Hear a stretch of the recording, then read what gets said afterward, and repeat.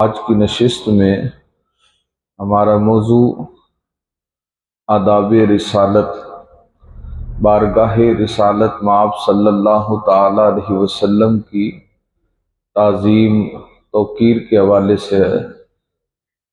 بزرگوں اور دوستو، سورۃ البقرہ میں پہلے پارے کے اندر اللہ رب العزت نے ارشاد فرمایا، یا ایھا الذین آمنوا، اے ایمان والو، لا تقولوا رائنا، اے ایمان والو رائنا مت کہو۔ اس کا پس منظر سمجھیے گا، جب آقا کریم صلی اللہ تعالی علیہ وسلم کلام فرماتے صحابہ کی مجلس میں، عادت کریمہ یہ تھی کہ حضور علیہ السلام ایک طرف منہ کر کے بات کرتے سیدھی طرف، پھر اسی بات کو حضور سامنے دہراتے، پھر دوسری طرف بات کرتے۔ اب اس طرف والوں کو اگر وہ بات سمجھ نہ آئی ہوتی یا انہوں نے دوبارہ پوچھنا ہوتا تو وہ آقا کریم کی بارگاہ میں عرض کرتے، رائنا یا رسول اللہ، حضور ہماری رعایت فرمائی ہے۔ کچھ منافقین تھے جو بارگاہ رسالت میں بیٹھے ہوتے، اب انہوں نے کیا کیا، حضور علیہ السلام کی شان گھٹانے کی نیت سے، گستاخی کی نیت سے وہ رائنا کو لمبا کر کے پڑھنے لگے، رائنا یا رسول اللہ۔ علماء فرماتے ہیں اس سے اس کا مطلب بدل جاتا اور مطلب بن جاتا اے ہمارے چوپاہے۔ اب کیونکہ نیت ان کی اسی لفظ کو لے کر حضور کی شان میں کمی کرنا مقصود تھی، حضور علیہ السلام کی ادب میں کمی لانا مقصود تھی۔ سہارا وہ قرآن کے الفاظ کا، وہ سہارا وہ اچھے لفظ کا لیتے، لیکن اس کو پڑھتے ایسے کہ اس کا دوسرا رخ سامنے آئے۔ اب خالق کی کائنات تو یہ سب عمل دیکھ رہا تھا، جب انہوں نے اس کو بدل کے پڑھنے کی روش اختیار کی، اللہ تعالیٰ نے جبرائیل کو بھجوایا اور فرمایا کہ جاؤ میرے محبوب سے کہنا کہ آپ ایمان والوں کو بتا دیں کہ یا ایھا الذین آمنوا لا تقولوا رائنا، کہ ایمان والو آج کے بعد رائنا مت کہنا۔ یہ جو تم کہتے ہو نا رائنا یا رسول اللہ، آج کے بعد رائنا مت کہنا۔ اب سوال یہ پیدا ہوا، رائنا نہیں کہنا تو پھر کیا کہا جائے، کس طرح حضور علیہ السلام کو مخاطب کیا جائے؟ یہ بھی خالق کائنات نے خود سکھایا، فرمایا رائنا مت کہنا بلکہ کہنا وقولوا انظرنا۔ اس کا مطلب یہ بنتا ہے کہ یا رسول اللہ ہماری طرف نظر کرم کیجیے، وقولوا انظرنا، ہماری طرف نظر کرم کیجیے، اور فرمایا کہ وقولوا انظرنا، یہ کہو ہماری طرف نظر کرم کیجیے، اور جب میرا محبوب کلام کرے تو پہلی دفعہ میں سنا دو، میرے محبوب کو بار بار تکلیف نہ دو۔ تو بزرگوں اور دوستو، آپ اس سے اندازہ لگائیے کہ اللہ رب العزت کو اپنے محبوب علیہ السلام کے لیے ایسے لفظوں کا انتخاب بھی پسند نہیں ہے جس لفظ کے دو معنی نکل رہے، ایک ادب کا اور ایک بے ادبی کا۔ اس آیت سے یہ سبق مل رہا ہے کہ خالق کائنات فرماتا ہے ایسے لفظ بھی بارگاہ رسالت میں نہیں بولے جانے چاہیے جن کے دو معنی نکلتے ہوں۔ کہیں ایسا نہ ہو کوئی انہی الفاظ کو لے کر میرے محبوب علیہ السلام کی شان میں کمی کرتا رہے۔ فرمایا تمہارے رب کو ایسے لفظوں کا انتخاب بھی پسند نہیں۔ اسے پتہ لگا کہ حضور علیہ السلام کی بارگاہ اتنی بڑی بارگاہ ہے کہ یہاں سانس بھی لینا، یہاں اونچی آواز سے بات کرنا، یہاں ذرا سے آواز کے بولنے کے دوران لہجوں کا بلند ہو جانا فرمایا رب کو یہ ادائیں پسند نہیں ہیں۔ میرے محبوب کے گھر کے باہر کھڑے ہو، حجروں کے باہر، فرمایا تب بھی ایسے نہ صدا دینا جیسے تم عام لوگوں کو صدا دیتے ہو۔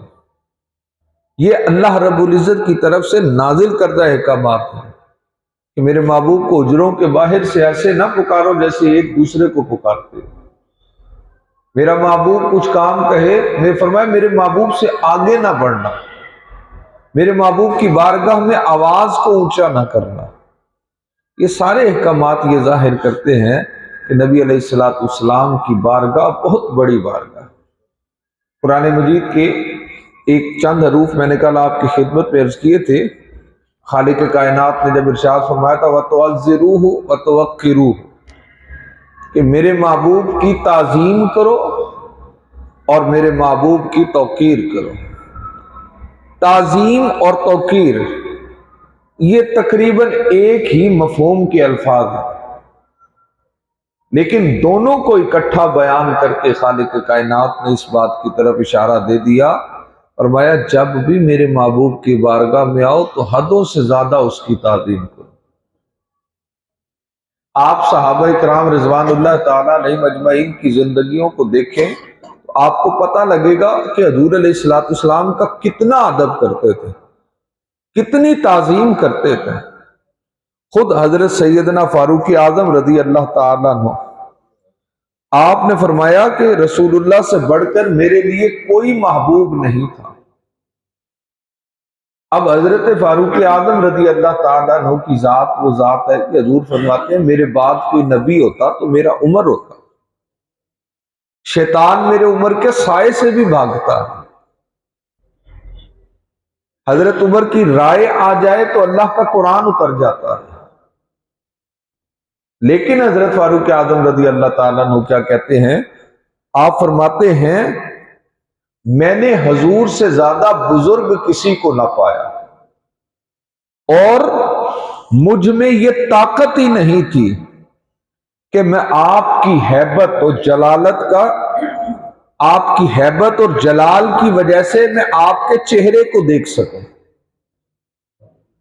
حضرت سیدنا فاروق اعظم رضی اللہ تعالیٰ عنہ فرماتے ہیں اگر کوئی مجھ سے کہے کہ میں حضور کی صفت بیان کروں تو فرمایا کہ میں بیان نہیں کر سکتا، کیونکہ میں نے آپ صلی اللہ تعالی علیہ وسلم کو آنکھ بھر کے دیکھا ہی نہیں ہے،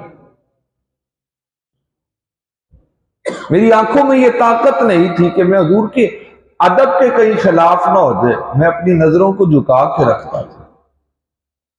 حضرت انس سے روایت ہے کہ رسول اللہ نے اپنے صحابہ مہاجرین و انصار کے پاس آقا کریم تشریف لائے جہاں یہ صحابہ بیٹھا کرتے تھے، ان میں حضرت ابو بکر اور حضرت عمر بھی موجود تھے۔ اب صحابہ حضرت انس کہتے ہیں ہم میں سے تو کوئی بھی حضور کی ادب کی وجہ سے حضور کے چہرے کو دیکھ نہ پایا، لیکن اگر ہماری نسبت کسی نے حضور کو ذرا سا دیکھا ہے تو وہ صرف ابو بکر اور عمر ہے۔ تعظیم رسالت اس درجہ تھی۔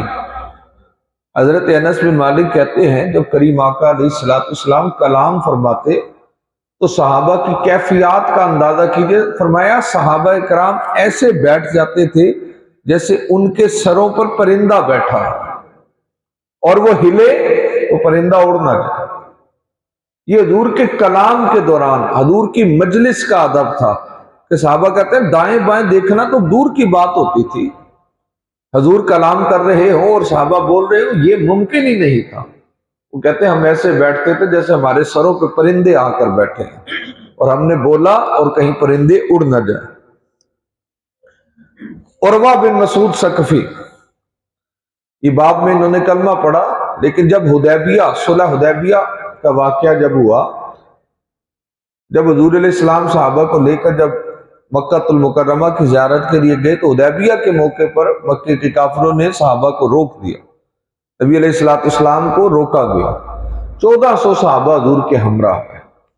اب قاصد آنے لگے، ڈائلاگ آنے لگا، بات چیت ہونے لگی۔ عروہ بن مسعود ثقفی یہ مکے کے کافروں کی طرف سے ایک نمائندہ قاصد بن کر صحابہ سے بات کے لیے، حضور سے بات کے لیے آیا۔ سیرت نگاروں نے لکھا عروہ کی عادت تھی جب یہ کلام کرتا تھا تو یہ ہاتھ بڑھا کے داڑھی کو لگاتا تھا۔ اب جب یہ مقام حدیبیہ پر آیا، اب حضور سے کلام کرے تو فوراً ہاتھ بڑھا کے حضور کی داڑھی کو لگا۔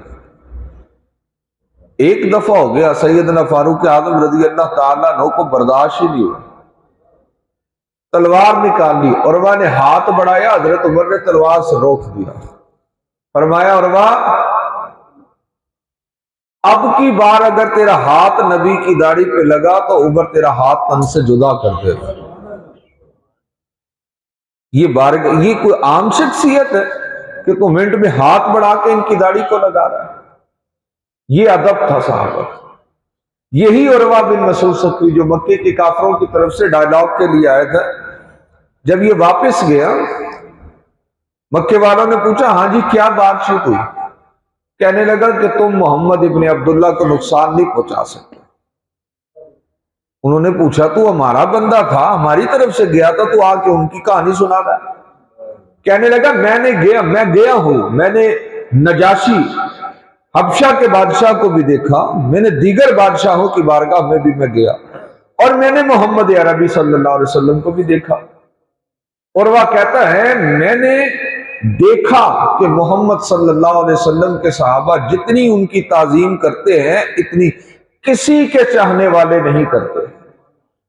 اب اس نے آگے سے صحابہ ان کو بتایا، مکے کے کافروں کو، کہنے لگا میں نے دیکھا ہے کہ محمد ہاتھ دھوئیں تو صحابہ ان کے ہاتھ سے ٹپکنے والے پانی کے قطرے زمین پہ نہیں گرنے دیتے، اگر وہ کلی کرے تھوکے تو صحابہ ان کے منہ سے نکلنے والے قطروں کو زمین پہ نہیں گرنے دیتے، ہاتھوں میں لے لیتے ہیں، ہاتھوں میں لے کے چہروں پہ مل لیتے ہیں۔ تو وہ کہنے لگا مکے والوں کو پاگلو، تم انہیں نقصان پہنچانا چاہتے ہو جن کے اصحاب ان کا تھوک نہیں زمین پر گرنے دے رہے، لعاب دہن مبارک جن کے صحابہ ان کا لعاب دہن مبارک گرنے نہیں دے رہے، وہ ان کا خون گرنے دیں گے۔ یہ ادب تھا۔ تو اس لیے بزرگوں اور دوستو، پھر حضرت انس سے مروی ہے کہ میں نے نبی علیہ السلام کو اس حال میں دیکھا کہ حجام آپ کا سر مونڈ رہا ہے۔ حضرت انس کہتا ہے میں نے دیکھا کہ صحابہ حضور کے ارد گرد کھڑے ہیں، ادھر وہ سر مونڈتا اور جو بال گرتے، جو بال مبارک حضور کے بدن اقدس سے جدا ہوتے، انس بن مالک کہتے ہیں میں نے دیکھا صحابہ انہیں زمین پہ ہی نہیں گرنے دے رہے، بڑھ بڑھ کے تھام رہے کہ یہ کس کا بال ہے؟ یہ میرے آقا کا بال ہے۔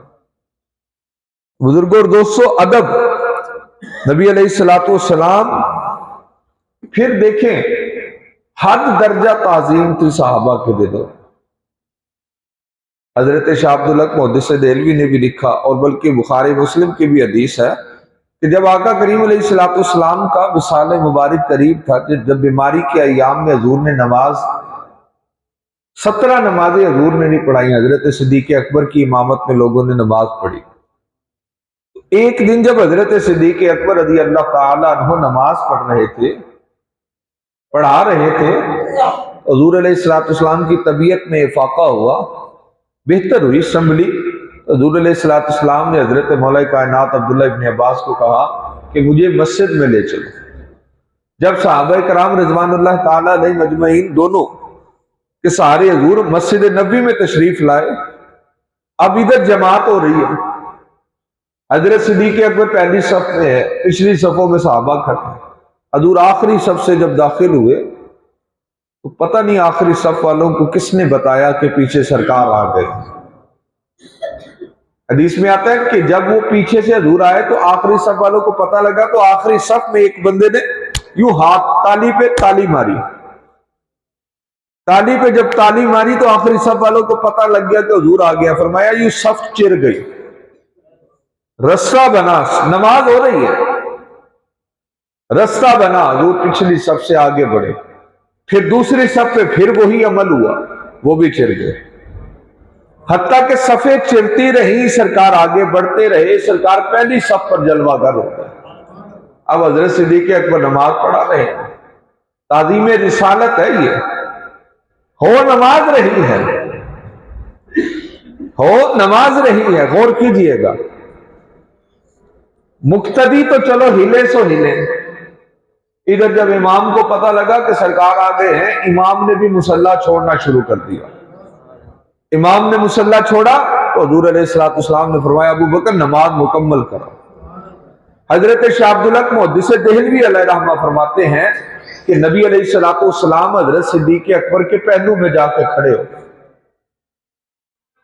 اب حضرت شاہ عبدالحق محدث دہلوی کہتے ہیں کائنات نے یہ پہلی نماز دیکھی تھی جس میں مقتدی تو ایک تھے لیکن امام دو تھے۔ پھر حضرت شاہ عبدالحق محدث دہلوی کہتے ہیں لگتا یوں ہے کہ حضور اکیلے حضرت ابو بکر کے امام تھے اور آگے حضرت ابو بکر ساری امت کے امام تھے۔ میں ایک یہاں پر بات کہنا چاہتا ہوں، بعض لوگوں نے کتابوں میں لکھا کہ نبی علیہ السلام کا خیال آ جائے تو نماز ٹوٹ جاتی ہے۔ انہوں نے بڑی گندی تشبیہ دی، میں وہ لفظ نہیں دہرانا چاہتا، لیکن میں یہاں اس حدیث کو رک کر اس حدیث پر ایک اشارہ کرنا چاہتا ہوں۔ وہ کہتے ہیں خیال آ جائے تو ٹوٹ جاتی ہے، یہاں صحابہ کی نماز میں خیال نہیں آیا تھا، جانے کائنات خود آ گئے تھے۔ تم کہتے ہو خیال سے ٹوٹ جاتی ہے، وہاں خیال نہیں، وہاں بنفس نفیس آ گئے۔ حضور نے تو یہ کہا ہی نہیں کہ نماز دوبارہ پڑھو۔ اور ایک اور حدیث میں آتا ہے کہ حضرت انس اور دیگر صحابہ کہتے ہیں جب حضرت صدیق اکبر کی امامت میں نماز پڑھ رہے تھے تو ایک دن ایسا ہوا طبیعت بہتر ہوئی تو حضور علیہ السلام اپنے حجرے کی کھڑکی میں آئے، پردہ ہٹایا، حضور نے یوں باہر کو دیکھا کہ میں دیکھوں تو صحیح کہ میرے صحابہ ابو بکر کی امامت میں نماز پڑھ رہے ہیں، کیا ماحول ہے؟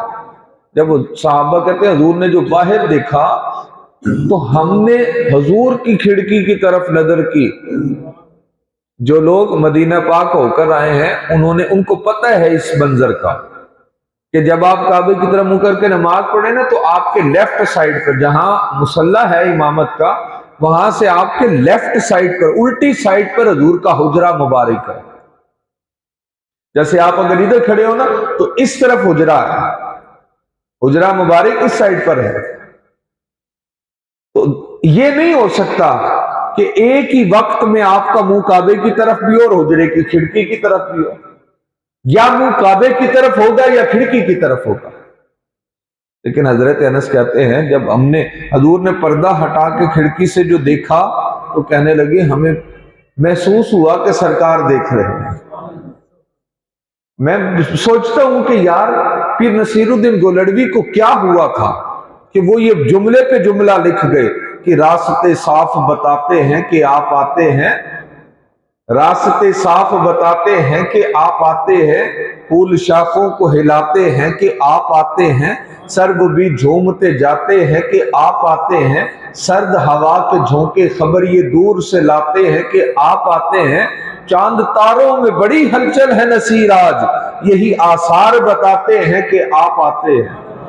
اب انہوں نے جو دیکھا حضور ادھر ہے تو صحابہ کہتے ہیں ہم نے اپنے حالت نماز میں، صحابہ کہتے ہیں ہم نے اپنے چہرے ہی کعبے سے حضور کی طرف پھیر لیا۔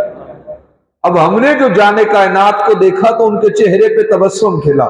میرے امام کہا کرتے تھے اس تبسم کی عادت پہ لاکھوں سلام، جس طرف اٹھ گئی دم میں دم آ گیا، اس تبسم اس نگاہ عنایت پہ لاکھوں سلام۔ تو کہتے ہیں ہم نے حضور کے چہرے کو دیکھا تو صحابہ کہتے ہیں قریب تھا کہ ہماری ہنسی ہمارا تبسم غالب آتا اور ہم اپنی نمازوں کو توڑ دیتے کہ کریم آقا علیہ السلام نے فرمایا کہ نماز مکمل کرو، یعنی حضور کے چہرے کو دیکھ کے خوشی میں ہم کہیں نماز نہ توڑ بیٹھتے۔ حضور علیہ السلام نے فرمایا نماز مکمل کرو۔ وہ کیا بتا رہے ہیں؟ یہاں پر بھی تعظیم ہے۔ حضرت مولا علی کا واقعہ آپ کو یاد ہے کہ جب مولا علی نے ابھی اثر پڑھی نہیں تھی، حضور علیہ السلام پڑھ چکے تھے، مولا علی آئے تو حضور علیہ السلام نے فرمایا علی جھولی پھیلاؤ، تیرا نبی آرام کرنا چاہتا ہے۔ مولا علی کی جھولی مبارک پہ حضور نے سر اقدس کو رکھا اور حضور سو گئے۔ असर का वक्त कजा हो गया, गुजर गया। मौला अली की आंखों में आंसू आ गए, गिरे चेहरे मुबारक पर आंसू के कतरे गिरे। हजूर अलैहिस्सलाम ने आंख खोली, पूछा अली क्या हुआ, किसने रुलाया है? कहने लगे या रसूल अल्लाह नमाज पढ़ असर चली गई। मौला कायनात वो है जिनकी सारी जिंदगी नमाज कजा कोई था, आज जब आंख गई तो आंसू आ गए। हजूर अलैहिस्सलाम ने पूछा अली क्या हुआ? कहने लगे हजूर नमाज चलेगी। अब आप मुझे खुद ईमानदारी से बताएं, नमाज पढ़ना जरूरी था या हजूर के एहतराम में बैठे रहना जरूरी था? अगर हमारी अकल से पूछे तो फिर नमाज जरूरी थी। आज के बंदे से, किसी मौलवी से, किसी आलिम दीन से पूछो, वो कहता हो सकता है नमाज जरूरी थी, लेकिन हजरत मौला अली का फैसला क्या था? नमाज भी जरूरी है, लेकिन जब मुस्तफ़ा करीम अलैहिस्सलाम का आराम आ जाए तो फिर आराम रिसालत पे सब कुर्बान है। मौला अली ने नमाज कजा कर दी, हजूर को हिलाया नहीं कि कहीं हजूर की ताजीम में, अदब में कमी ना आ जाए। नमाज गुजर गई, हजूर अलैहिस्सलाम ने पूछा तो कहने कि गुजर गई। हजूर ने पूछा अली अदा पढ़ोगे कि कदा पढ़ोगे? उर्दू वाला शायर था, बड़ा प्यारा जुमला उसने कहा। वो कहते हैं जवाब तो यूं ही दिया होगा कि दारुश शिफा में रहकर मैं बीमार क्यों रहूं, चारा है जो तू मेरा मैं लाचार क्यों रहूं। आका कज़ाएं भी पढ़ेंगे लेकिन आपके होते हुए कज़ा, फरमाया अदा पढ़ोगे। फिर हाथ उठाए, फिर हदीस में हजूर अलैहिस्सलाम ने हाथ उठाए तो दुआ की, कहने लगे अल्लाहुम्मा ताअतिका, या अल्लाह अली तेरी इताअत में था, व ताअत रसूल का, तेरे रसूल की इताअत में था। मेरे बुजुर्गों और दोस्तों बताएं, वो तो नमाज छोड़ रहे हैं लेकिन हजूर क्या दुआ कर रहे हैं? या अल्लाह अली तेरी इताअत में है, अली तेरे रसूल की इताअत में है। क्या पता लगा? फरमाया नमाज भी जरूरी है लेकिन ताज़ीम रिसालत वो इससे भी बड़ा मुकद्दम चीज। मौला अली के लिए फिर सूरज पलटा कर है, उन्होंने नमाज कुर्बान की हजूर की ताज़ीम पर। गारे सौर में हजरत सिद्दीक़ अकबर ने जान कुर्बान की हजूर की ताज़ीम पर। उन्होंने पाँव लगा दिया था हजूर अलैहिस्सलाम के आराम की खातिर। सांप डसता रहा, हजरत अबू बकर ने एड़ी तक नहीं हिलाई, कहीं हजूर की आंख ना खुल जाए। उधर भी सांप का जहर आंसुओं की सूरत में आंखों से निकला, और जब हजूर के चेहरे मुबारक पर गिरा तो हजूर ने पूछा अबू बकर किसने रुलाया?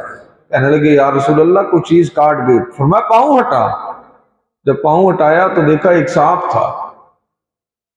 हजरत मियाँ साहब कहा करते थे कि जब सांप से पूछा गया होगा तो वो बोला तो यही होगा कि या रसूल अल्लाह, जब हजूर ने पूछा होगा कि तूने क्यों डंग मारा, मियाँ साहब कहते थे सांप का जवाब तो यही महसूस होता है कि आका इससे आसे उम्र गुजारी जल्ले खार हजारा, माली बाग नहीं वेखन देता जद आइया बहारा। हमने आपकी दीदार के लिए तड़पते रहे और आज माली ऐसा बिठा दिया है जो हमें देखने ही नहीं दे रहा। बहरहाल बुजुर्ग और दोस्तों, ये सारे वाकयात बताने का मकसद क्या है? सहाबा की जिंदगियों को देखें तो अदब, ताजीम रिसालत कूट कूट के भरी थी। हजरत सैयदना उस्मान गनी रज़ी अल्लाह ताला अन्हु का दौर आया तो आप एक जगह से गुजर रहे, सवारी पे सवार थे, आपने अपने सर को यूं झुका के गुजरे। साथियों ने पूछा कि अमीरुल मोमिनीन, यहाँ पे तो ऐसी कोई चीज भी नहीं है, कोई दरख्त उसकी शाख भी नहीं है जो लटक रही हो जिससे बचने के लिए आप सर झुका के गुजरे।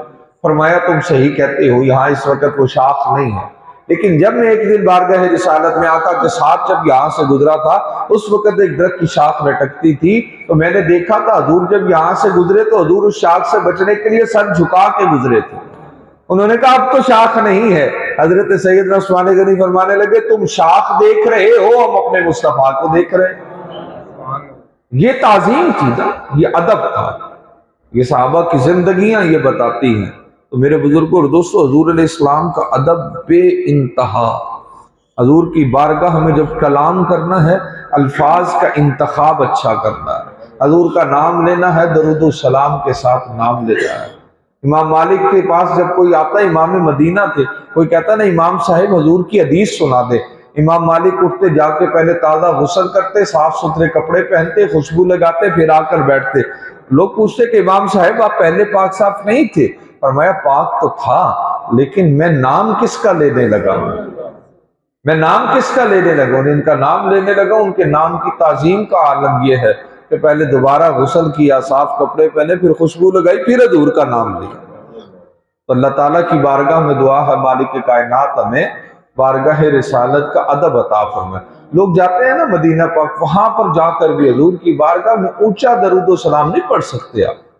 آپ کہیں کہ ہم اونچا درود پاک پڑھیں، نہ ہم اونچی نعتیں شروع کر دیں حضور علیہ السلام کے مواجہ شریف سے گزرتے وقت، نہ۔ بزرگوں اور دوستو، لا ترفعوا اصواتکم فوق صوت النبی اشارہ دے رہی ہے کہ ان کی بارگاہ میں اونچا کلام نہیں کرنا۔ میں نے آپ کو پچھلے دنوں بھی سنایا تھا، حضرت خواجہ فخر کہا کرتے تھے کہ جب میں گیا تو میں نے وہاں پر اونچا پڑھنا چاہا تو صدا آئی کہ باب جبریل کے پہلو میں فخر دھیرے سے۔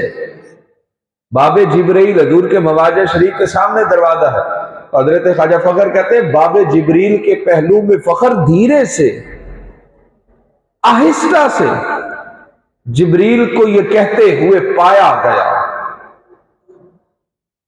پلکوں سے در یار پہ دستک دینا، اونچی آواز کی برسوں کا سرمایہ گیا۔ بڑے ادب سے حضور کی بارگاہ ہمیں جانا ہے، کیونکہ جیسا حضور کا ادب، احترام، تعظیم ظاہری حیات مبارکہ میں تھی، ایسے ہی پردہ فرمانے کے بعد بھی ویسا ہی تعظیم، ادب اور حیا۔ اللہ کی بارگاہ میں دعا ہے مالک سمجھنے عمل کی توفیق عطا فرمائے۔ آخر دعوانا الحمدللہ رب العالمین۔